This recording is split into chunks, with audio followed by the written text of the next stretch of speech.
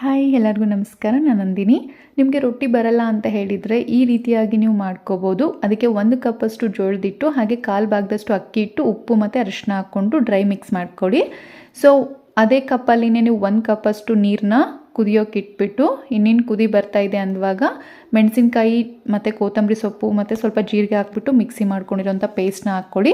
ಹಾಗೆ ಇಲ್ಲಿ dry mix ಮಾಡಿರುವಂಥ ಹಿಟ್ಟಿನ ಜೊತೆಗೆ 2 ಟೇಬಲ್ ಸ್ಪೂನಷ್ಟು ಕಡಲೆ ಹಿಟ್ಟನ್ನ ಹಾಕ್ಬಿಟ್ಟು ಮಿಕ್ಸ್ ಮಾಡಿಕೊಂಡು ಸ್ಟವ್ನ ಆಫ್ ಮಾಡಿಕೊಂಡು ಒಂದು 10 ನಿಮಿಷ ರೆಸ್ಟ್ ಮಾಡೋಕ್ಕೆ ಬಿಡಿ. ಅದಾದ ನಂತರ ಸ್ವಲ್ಪ ಉಗುರು ಬೆಚ್ಚಗಿರುವಾಗಲೇ ಈ ಹಿಟ್ಟನ್ನು ಚೆನ್ನಾಗಿ ನಾದ್ಕೋಬೇಕು.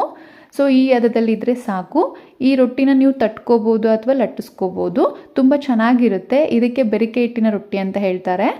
ಹಾಗೆಯೇ ಇದು ಬಿಸಿ ಬಿಸಿ ಇರುವಾಗ ಬೆಣ್ಣೆ ಅಥವಾ ತುಪ್ಪದ ಜೊತೆ ತಿನ್ನೋಕ್ಕೆ ಚೆನ್ನಾಗಿರುತ್ತೆ. ಮಕ್ಕಳಿಗೆ ಕೂಡ ಕೊಡಿ, ತುಂಬಾ ಒಳ್ಳೆಯದು. ಹಾಗೆ ಇದಕ್ಕೆ ಕಾಂಬಿನೇಷನ್ ಆಗಿ ಪುಂಡಿ ಪಲ್ಯ ಮಾಡಿತ್ತು. ತುಂಬ ಚೆನ್ನಾಗಿರುತ್ತೆ. ಒಂದ್ಸರಿ ಟ್ರೈ ಮಾಡಿ. ವಿಡಿಯೋ ಇಷ್ಟ ಆದರೆ ಲೈಕ್ ಮಾಡಿ. Thank you.